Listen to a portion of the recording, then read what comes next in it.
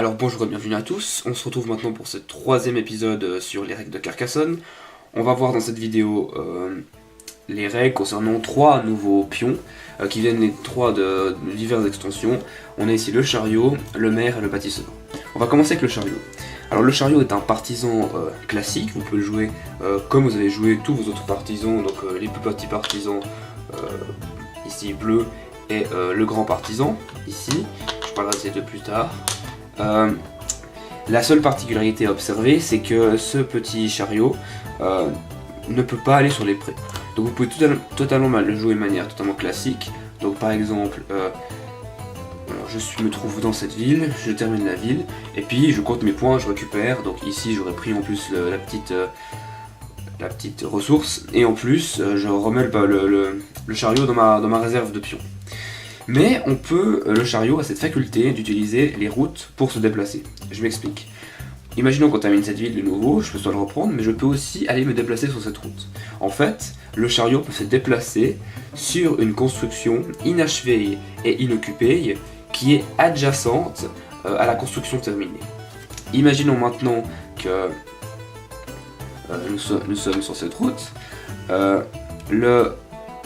Je termine ici la route, on a une petite route de 2 parce que ici c'est une intersection de route, et ici également l'abbaye fait une intersection de route, je le trouve ici.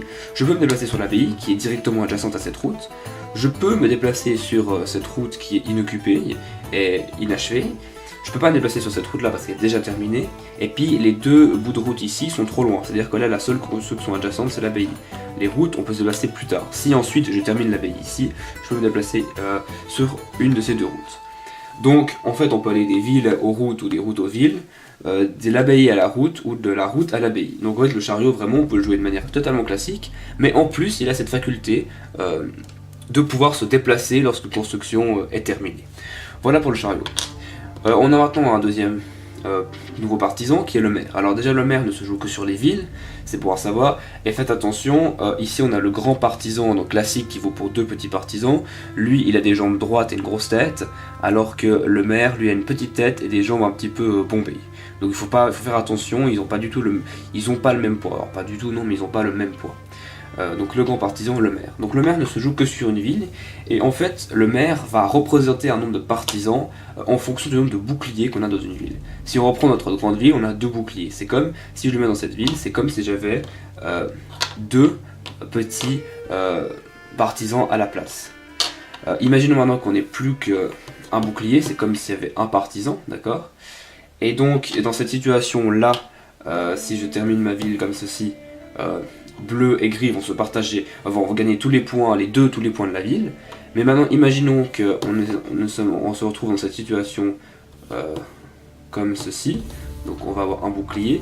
Ici c'est bleu qui est en supériorité numérique parce qu'il représente, ce pion représente un nombre de partisans équivalent au nombre de boucliers présents dans la ville.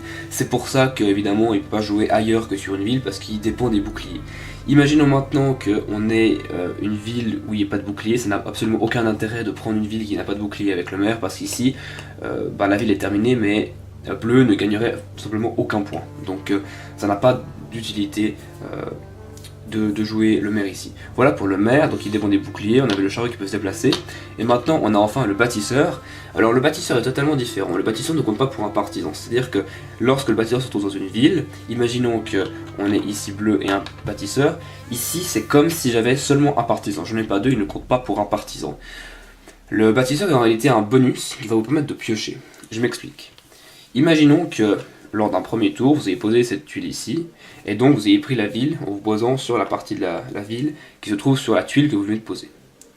Lors d'un tour suivant, vous allez en plus mettre dans cette ville alors là je la termine, c'est pas une bonne idée. Il faut que je trouve une manière de faire où elle ne se termine pas.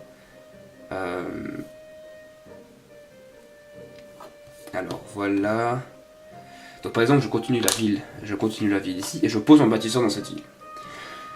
Ensuite, lors d'un tour suivant, donc cette mise en place avec le bâtisseur se fait en minimum 3 tours. Lorsque je vais venir compléter la ville, je vais pouvoir évidemment jouer un pion soit dans l'herbe soit sur la route. ou ne rien faire, mais ensuite je vais pouvoir repiocher car j'ai complété ma ville dans laquelle il y avait un bâtisseur. Alors vous allez me dire, mais le bâtisseur sort de la règle car on a toujours dit qu'on n'a pas le droit de remettre un pion, un partisan dans une ville, on a déjà un partisan, mais comme je l'ai dit avant, en réalité ce pion n'est pas un partisan, c'est vraiment juste un bonus, c'est-à-dire que ici je n'aurai pas le droit de venir mettre celui-là parce qu'il y a déjà un partisan dans cette ville. Imaginons que maintenant ici on n'ait rien joué et on repioche, si on repioche une autre carte ville et qu'on va encore continuer la ville, je peux pas piocher une deuxième fois. Donc c'est maximum une pioche par tour, autrement on pourrait jouer plusieurs fois de suite si on a de la chance au niveau de la pioche et choper que des tuiles qui permettent de continuer la ville.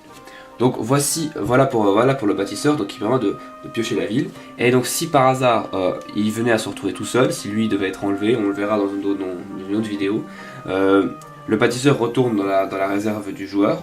Et évidemment le bâtisseur vous n'en avez qu'un, c'est vraiment un des pions les plus importants, donc c'est pas vraiment pas un partisan, hein, c'est juste un pion, un bonus. Et donc il faut le jouer de manière logique.